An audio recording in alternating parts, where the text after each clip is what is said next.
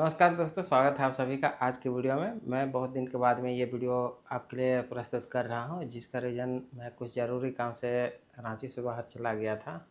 और यदि आप जानना चाहते हैं कि मैं कहाँ क्यों गया था तो कमेंट ज़रूर कीजिएगा, मुझे बताने में खुशी होगी। तो चलिए देर नहीं करते हैं और जल्दी से शुरू करते हैं।